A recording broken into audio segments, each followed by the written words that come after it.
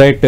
భవానీ కృష్ణ యాదవ్ గారు, ఖచ్చితంగా ఇలాంటి వాళ్ళని కఠినంగా శిక్షించాలి. ఇప్పుడు తప్పు జరిగిపోయింది, మాకు తెలియకుండా చేశాము అని అంటే కరెక్ట్ కాదని ప్రవీణ్ గారు అంటున్నారు.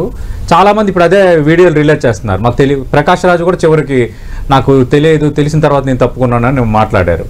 అంటే మీరు ఆల్రెడీ మియాపూర్ కేసుకు సంబంధించి మీరే ఇన్వాల్వ్ అయి ఉన్నారు కాబట్టి అసలు ఏం జరగబోతోంది, చట్టం ఏం చెబుతోంది ముందు? తెలంగాణలో గేమింగ్ యాక్ట్ ప్రకారం అండి బెట్టింగ్ అనేది ఇల్లీగల్ అండి. బెట్టింగ్ అనేది గ్యాంబ్లింగ్ అనేది ఇల్లీగల్. అయితే వీళ్ళు ఏం చేస్తున్నారంటే ఇప్పుడు కవర్ చేయడం కోసం మాకు తెలియదు అంటున్నారు. బేసిక్ గా వీళ్ళు ఇన్ఫ్లుయెన్సర్ అనడం కూడా కరెక్ట్ కాదు. వీళ్ళకి తెలంగాణ పోలీసు వీళ్ళ మీద మంచి కేసెస్ నమోదు చేశారండి, చీటింగ్ కేసులు నమోదు చేశారు. అంటే వీళ్ళు బేసిక్ వీళ్ళు దొంగలు, చీటర్స్ వీళ్ళందరూ. నార్మల్ గా పల్లెటూరులో ఉండే పిల్లలు కూడా వీళ్ళు యాడ్స్ ఇచ్చారని చెప్పి గేమింగ్ ఆడి బెట్టింగ్ ఆడి చాలా మంది సూసైడ్ చచ్చిపోయారు. ప్రవీణ్ గారు అన్నట్టు తెలిసినవన్నీ తెలియని కొండంతున్నాయి. ప్రతి ఒక్కరు చెప్పలేరు కదా మా అబ్బాయి బెట్టింగ్ ఆడి చనిపోయారు, మా అమ్మాయి బెట్టింగ్ ఆడి చనిపోయిందని. చాలా మంది వేలకు వేలు రోజుకి లక్షలు పోగొట్టుకున్న వాళ్ళు, చాలా వేలాది మంది యువత ఎకరాలు అమ్ముకున్న వాళ్ళు కూడా ఉన్నారండి. భూములు అమ్ముకొని మరి బెట్టింగ్ లేసి పిల్లలు ఉండి చిన్న చిన్న పిల్లలు ఉన్నారు కూడా సూసైడ్ చనిపోయిన వాళ్ళు చాలా మంది ఉన్నారండి. బేసిక్ వీళ్ళని దొంగలు, వీళ్ళు చదువుకొని అక్షరాస్యత ఉన్న వాళ్ళు, వీళ్ళు ఇన్ఫ్లుయెన్సర్ అనడం కరెక్ట్ కాదు అసలు. వీళ్ళకి ఏమీ తెలియకుండా డబ్బులు ఇస్తే ఏదైనా చేస్తారండి, లక్షలు ఇచ్చేస్తారని చెప్పి నీ నోటుకు వచ్చింది అనేసి ఇప్పుడు నేనేం చేయలేదంటే కరెక్టేనా? వీళ్ళకి తెలుసు, ప్రతిదీ తెలుసు. వీళ్ళు డబ్బులు ఎలా తీసుకున్నారు, ట్యాక్స్ కట్టారా, కట్టరు. వీళ్ళకి ఎవ్రీథింగ్ తెలుసు. వీళ్ళందరిలో సీఏలు ఉంటారు, వీళ్ళు ప్రతిదీ సలహా తీసుకుని చేస్తారు. కానీ ఇప్పుడు దొరికిపోయినసరికి మేమందరం మంచి వాళ్ళం, మేము దొంగలం కాదు అని చెప్పి చెప్పడం కరెక్ట్ కాదండి. వీళ్ళందరి మీద 420 కేసు ఐపీసీలో ఉంది. ఇప్పుడు బిఎన్ఎస్ లో 118 పెట్టారండి. సో గేమింగ్ యాక్ట్ ప్రకారం వీళ్ళందరూ ప్రమోటర్లు చేసిన వాళ్ళందరి మీద 112 మీద కూడా వీళ్ళ మీద కేసు నమోదు చేయడం జరిగింది. అసలు అంటే ఈ బెట్టింగ్ యాప్స్ కి సంబంధించి వీటి నివారణకు ఒక ప్రత్యేక చట్టం లేదని ఒక చర్చ జరుగుతుంది దేశంలో. నిజంగా అసలు చట్టం ఉందా? చట్టంలో దీనికి సంబంధించిన సెక్షన్స్ ఉన్నాయి, లేదంటే ఈ పిటి కేసులు పెట్టవేనా? ఐటీ యాక్ట్ 2000 ఏం చెప్పిందంటే ఒకప్పుడు పాత చట్టాలు ఉండేయండి. రీసెంట్ గా డిజిటలైజేషన్ అయిపోయిందని చెప్పి సెంట్రల్ గవర్నమెంట్ కి cyber security team Anu IT team వీళ్ళందరూ కలిపి రిటైర్డ్ పోలీస్ ఆఫీసర్ అందరూ కొత్త చట్టం తీసుకురావాలని చెప్పారు.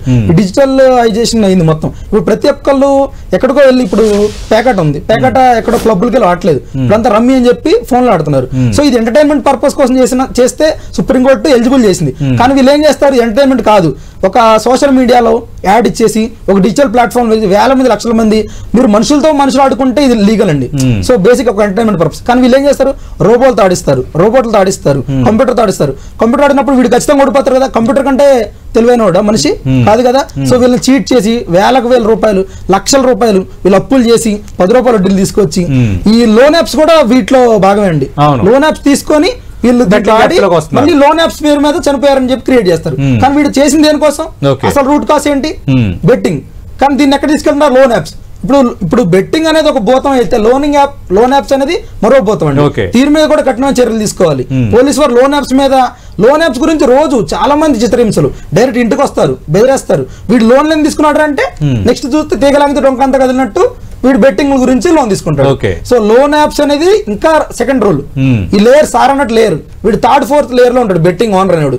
ఫస్ట్ సెకండ్ లేయర్ లో అమాయకమైన జనాలు ఉంటారు, స్టూడెంట్స్ మీద రెంట్ అకౌంట్ తీసుకుంటారు. ఈ రెంట్ అకౌంట్ మీద బెట్టింగ్ నడిపించి 3rd 4th లేయర్ వీడు డబ్బులు డ్రా చేసి వీడు పరారులో ఉంటాడు. ఇప్పుడు వీళ్ళందరూ దుబాయ్ వెళ్ళిపోవడం కారణం కూడా అది. అక్కడ నుంచి పట్టుకురారేమనే కాన్సెప్ట్ మీద వీళ్ళు ఉన్నారు. శ్యామలా గారు హైకోర్టుకి వెళ్ళడం జరిగిందండి. తనని అరెస్ట్ చేస్తే నాట్ అరెస్ట్ తెచ్చుకున్నారు 41M అని. సో ఇలా అందరూ హైకోర్టు కూడా ఆశ్రయించుతున్నారు తెలంగాణ హైకోర్టుకి. రైట్. ఫస్ట్ ఆ బేసిక్ సూత్రాన్ని గుర్తుపెట్టుకోవాలి. ఎవరు ఉచితంగా మనకు డబ్బులు ఎందుకు ఇస్తాడు? వీళ్ళు ఏంటంటే ఒక ఇప్పుడు ఫస్ట్ ఒక 2000 వేస్తారండి, బెట్ పోతుంది. వీడు ఏం చేస్తారు, ఈ 2000 కవర్ చేసుకుందామని ఆడతాడు. కవర్ చేసుకున్నప్పుడు మళ్ళీ పోద్ది. సో వీడు ఇదే లూప్ లో వెళ్ళిపోతా ఉన్నప్పుడు ఏమైతుందంటే వీడు ఒక అటైన్ అమౌంట్కి వెళ్ళిపోతాడు, ఫ్రెండ్ దగ్గర డబ్బులు తెచ్చుకుంటాడు, అది అయిపోద్ది. సో వీడు బెట్టింగ్ ఆడే దానికి అడిక్టెడ్. స్మోకింగ్ డ్రింకింగ్ కంటే అడిక్టెడ్ ఘోరంగా ఉంటుందండి. ఇప్పుడు డ్రింకింగ్ చేయాలంటే వైన్ షాప్కి వెళ్ళాలి, కానీ ఆడాలంటే చేతిలో ఫోన్ ఉంటే సరిపోతుంది కదా. ఇంతగానంగా యాడ్స్ తీసుకొని అరెస్ట్ చేస్తున్నారు, అయినా ఫోన్ లో యాడ్స్ వస్తున్నాయి. ఈ ఫోన్ లో యాడ్స్ ఫస్ట్ సర్వర్లు బ్లాక్ చేయాలి. తెలంగాణ పోలీసులు మంచి సర్వర్లు. ఇక్కడ భవానీ కృష్ణ గారు, రెండోది అంటే ఇప్పుడు పెట్టిన సెక్షన్ పరంగా వీళ్ళకి శిక్ష పడుతుందా, ఏం జరగబోతుంది? ఖచ్చితంగా పడుతుంది. నాన్ కాగ్నిజబుల్ ఆఫెన్స్ ఉంది ప్రెసెంట్ 2 to 7 years వరకు ఉంది. ఈ సెక్షన్ 108, 112 ఉంది, 318 Clause 4 ఉంది, గేమింగ్ యాక్ట్ ఉంది, అండ్ ఐటీ యాక్ట్ 66D ఉంది. సో బేసిక్ ఇది నాన్ కాగ్నిజబుల్ ఆఫెన్స్ ఇదంతా. కానీ ఇప్పుడు ఇన్వెస్టిగేషన్ చేస్తే వీళ్ళు ఈ డబ్బుని ఎలా వాడారు, ఇల్లీగల్ గా వాడారా, టెర్రరిస్ట్ ఆర్గనైజేషన్కి వెళ్ళినాయా, వేరే దేశంకి హవాలా రూపంలో వెళ్ళినాయి అనేది ఇప్పుడు ఇన్వెస్టిగేషన్ చేసేటప్పుడు వీళ్ళు ఆల్టర్ చేసుకోవచ్చు అండి ఎఫ్ఐఆర్ని. ఆల్టర్ చేసుకున్నప్పుడు ఏమవుతుందంటే వీళ్ళు కాగ్నిజిబుల్ అఫెన్స్ అయితే వీళ్ళందరినీ రిమాండ్కి తీసుకెళ్ళి ఇంకా వీళ్ళు ఇన్వెస్టిగేషన్ చేస్తే తీగలాగితే డొంక వెళ్ళినట్టు ఇంకా వేరే వాళ్ళ పేర్లు కూడా రావచ్చండి. ఈ డబ్బులంతా వీళ్ళు ఎలా జిఎస్టీ కట్టట్లేదు, ఏమీ కట్టలేదు, ఇదంతా వీళ్ళు నాకు తెలియదు అంటున్నారు. కానీ ఇదంతా పెద్ద స్కామ్ ఉంటుందండి దీని వెనకాల. అంటే ఇప్పుడు వీళ్ళకి ఎంతవరకు శిక్ష పడొచ్చు? ప్రెసెంట్ అయితే 2 to 7 years వరకు ఉందండి. ఈ అంతా 420 కేసు చీటింగ్ కేసులు పెట్టారు. ఇప్పుడు ప్రమోషన్ చేయడం అది 112 వస్తుంది బిఎన్ఎస్ లో. అండ్ ఇప్పుడు అంతకుముందు పాత ఐపీసీ లో 420 ఉంది, దాని ఇప్పుడు వచ్చేసి 318 Clause 4 లో ఉందండి. మళ్ళీ మనం ఇది ఇంటర్నెట్ త్రూ జరుగుతుంది కదా, అంతా సోషల్ మీడియా డిజిటలైజేషన్ అవుతుంది కాబట్టి ఇది ఐటీ యాక్ట్ కింద కూడా ఉంది, 66 Clause D ఉంది. సో ఐటీ యాక్ట్ మన 2000 ప్రకారం వీళ్ళందరికీ 2 to 7 years పడుతుంది. ఆఫ్టర్ ఇన్వెస్టిగేషన్ అయితే ఆర్డర్ అవుతే చెప్పలేము, 7 years కంటే ఎక్కువ ఉంటే వీళ్ళందరూ రిమైండ్ చేయొచ్చండి. అంటే మాకు తెలియక మేము చేసాం, ఇక్కడ నుంచి చెయ్యము, అవసరమైతే మేమంతా ఒక గ్రూప్ అయ్యి చారిటీ కూడా చేద్దాం అనుకుంటున్నాము నిన్న అంటున్నారు. ఇప్పుడు నేను ఒక మర్డర్ చేసి తెలియకుండా చేసిన అంటే మీరు మరి వదిలేస్తారా? తెలియకుండా చేసిన చిన్నపిల్లలు మర్డర్ చేస్తారండి, గమ్మతే ఉన్నది ఇది. చిన్నపిల్లలు ఇప్పుడు ఎంతో మంది చచ్చిపోయినాక నువ్వు చారిటీ చేస్తా అని ఏ అర్థం పర్థం లేదు కదా. తప్పించుకునే ప్రయత్నం తప్పించి నో రియలైజేషన్. వీళ్ళు అడ్మిట్ అవుతున్నారు వాళ్ళకి వాళ్ళే, కావాల్సిందే దొరికిపోతున్నారు, లైవ్ లో దొరికిపోయారు వీళ్ళందరూ. ప్రతి ఒక్కరు యూత్, తెలంగాణ ఆంధ్రప్రదేశ్ యూత్ మొత్తం వీళ్ళు అందరు మాలాంటాలు పంపిస్తున్నారు సార్. వీళ్ళు ఇంకా కొత్తగా చాలా మంది ఉన్నారు, అమ్మాయిలు ఎక్కువ చేస్తున్నారండి. అసలు వీళ్ళు దేనికి పని లేదు, అసలు పనికొచ్చే వీడియోలు ఏం చేయరండి. వీళ్ళు ఇన్ఫ్లుయెన్సర్లు అంటారు కానీ వీళ్ళు ఒక్క పనికొచ్చే దేశానికి యూత్ కి ఉపయోగపడేది, రాష్ట్రానికి ఉపయోగపడేది ఒక్కటి చేయరు. వీళ్ళేదో దీంట్లో న్యూడిటీ ఎక్స్పోజింగ్ కూడా ఘోరంగా ఉంటుంది.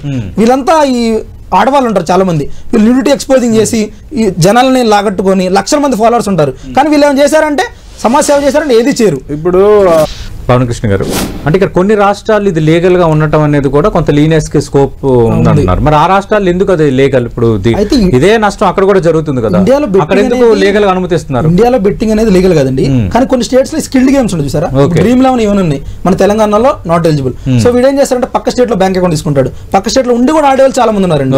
Dream 11 skilled game. సో కానీ మన తెలంగాణలో ఎటువంటి గేమ్ అనేది నాట్ ఎలిజిబుల్. డ్రీమ్ 11 స్పాన్సర్షిప్ కూడా ఉంది కదా మన. అంటే చట్టాలు పటిష్టంగా అమలు చేయాలండి, శిక్షలు కూడా పటిష్టంగా అమలు చేస్తేనే ప్రజల్లో మార్పు వస్తుంది. ఒక్కడిని పెట్టుకొని తంతే అందరూ భయపడతారు, అలాగే 10 మందిని పట్టుకుంటే ఆడోడు భయపడతాడు. పేకాట ఆడితే ఊర్లలో ఎట్లా పట్టుకున్నాడు, బెట్టింగ్ సైట్ లో ఫోన్ లో ఆడితే వాడిని పట్టుకొని అరెస్ట్ చేస్తే అప్పుడు చట్టాలు అమలవుతున్నాయని తెలిసి భయపడతారు, లేకపోతే యువత ఎట్లాగే చనిపోతారు. ఇప్పుడు పేకాట స్థావరాలంటే ఎక్కడో ఆడుతున్నారని ఒక ఇన్ఫర్మేషన్ వస్తుంది, పోలీసులు అటాక్ చేస్తారు, వాళ్ళు పారిపోవటం దొరికిపోవడం జరుగుతుంది. ఇది మీరన్నట్టుగా చేతిలో ఉన్న ఒక సెల్ ఫోన్ వాడు ఎక్కడ తెలియదు, గవర్నమెంట్ రివార్డ్స్ పెట్టండి, ఏదన్నా బహుమతి పెట్టండి, ఇన్ఫర్మేషన్ ఇస్తే మీకు. సార్ అన్నారు పబ్స్ లో ఉంటాయి, వైన్ షాప్స్ కి వెళ్ళాలి, అక్కడ స్క్రీన్స్ వేసి ఆడిపిస్తారు, అక్కడ ప్రతి ఒక్కటి మొబైల్ లో కనిపిస్తూనే ఉంటది. ఇప్పుడు మన ఈ రోజు చెప్పారు ఉప్పల్ స్టేడియం లో ఆడొద్దు అని చెప్పారు, అంటే వీళ్ళు ఫోన్ లో ఆడి తెలిసిపోద్ది, పక్కడు కనిపిదా, ఇప్పుడు హైడ్ చేసుకుని ఆడలేడు కదా. సో సర్వర్ లో చెక్ చేసినా దొరికిపోతారు, వీళ్ళు ఎవరో ఆడుతున్న బ్యాంక్ అకౌంట్ తెలిసిపోతుంది. ఇది ఈడీ రావాలండి ఖచ్చితంగా, ఈడీ వస్తేనే సెంట్రల్ గవర్నమెంట్ చేతిలోకి వస్తేనే మొత్తం పై నుంచి కింద దాకా ఎవరున్నారు అందరూ వస్తారండి. ఈ ఇన్ఫ్లుయెన్సర్స్ ఎవరైనా వాళ్ళు మీరు అన్నట్టుగా ఒక సామాజిక బాధ్యతగా ఫీల్ అయ్యి వచ్చి మాట్లాడాలి. చెప్తే వినోళ్ళు ఉంటారు, స్టార్ హీరోస్ చెప్తే విన్నోళ్ళు ఎవరు ఉంటారా? అవును, పిచ్చి ఫ్యాండమ్ ఉన్నప్పుడు చెప్తే వింటారు కదా. కాల్ 193 ఉంది సైబర్ క్రైమ్స్ కి, అలాగే గవర్నమెంట్ ఒక నెంబర్ తీసుకురావాలి. ఇప్పుడు మనం కాల్ చేస్తే ఎట్లా వస్తుంది, మోసపోవద్దు, డిజిటల్ అరెస్ట్ లేవని. అలాగే గ్యాంబ్లింగ్ అనేది పెద్ద మోసం, మీరు డబ్బులు సంపాదించలేరు, ఎవరు ఆడొద్దని తల్లిదండ్రులు కూడా అవేర్నెస్ క్రియేట్ చేయాలండి. ఇంట్లో చూసుకోవాలి, పిల్లలు చూడాలి, చిన్న చిన్న తల్లిదండ్రులు నిఘా పెట్టాలంటే తల్లిదండ్రులు కూడా ఆడుతున్నారు. తండ్రులు ఐపీఎల్ కలిసి కూర్చొని ఆడుతున్నారు, ఐపీఎల్ కలిసి కూర్చొని ఆడతారండి తల్లిదండ్రులు. రేపు నుంచి చూడండి ఎలా ఉంటుందో, ప్రతి ఇంట్లో ఏదో ఆట అలవాటు లేనివాడు కూడా రేపు నుంచి ఆడతాడు, ఇంట్లో సరదాగా ఆడతాడు, సరదాగా ఆడి లక్షలు పట్టుకొని చనిపోతాం జరుగుతుందండి ప్రతి ఒక్కరు. అంటే మీరు ఈ 11 మంది మీద కేసు విషయంలో మీరే ఉన్నారు కదా అడ్వకేట్, మీరేమనుకుంటున్నారు అంటే ఏం జరగబోతుందని? సో కఠినంగా వీళ్ళు సెక్షన్స్ ఎట్లా పెట్టారో పోలీసు వారు, తెలంగాణ పోలీసుకి హ్యాట్స్ ఆఫ్ అండి, చాలా మంచి పని చేశారు. అంటే సెలబ్రిటీలు తీసుకురావడం అనేది ఒక మంచి విషయం. కానీ ఇప్పుడు ఎట్టయితే వీళ్ళు ఎలాగైతే వీళ్ళు శిక్షలు పెట్టారో, సెక్షన్స్ అమలు చేశారో, అలాగే కఠినంగా శిక్షలు కూడా అమలు చేయాలి. మంచి ఇన్వెస్టిగేషన్ చేయాలి, మంచి శిక్షలు పడాలి, ట్రాన్స్పరెన్సీ ఉండాలి, అంత మంచి జరగాలండి. హైకోర్టుకి వెళ్ళిపోయి నాటర్స్ తెచ్చుకుంటున్నారు, క్వాష్ చేసుకుంటున్నారు ఎఫ్ఐఆర్ల మీద. సో అప్పుడు భయమే ఉంటది, ప్రతి ఒక్కరు హైకోర్టుకి వెళ్ళి క్వాష్ తీసుకుంటే ఇంతమంది చనిపోయారు, యువత చాలా మంది చనిపోయారు, చనిపోయిన వాళ్ళకి బాధ్యత ఎవరు ఇస్తారండి?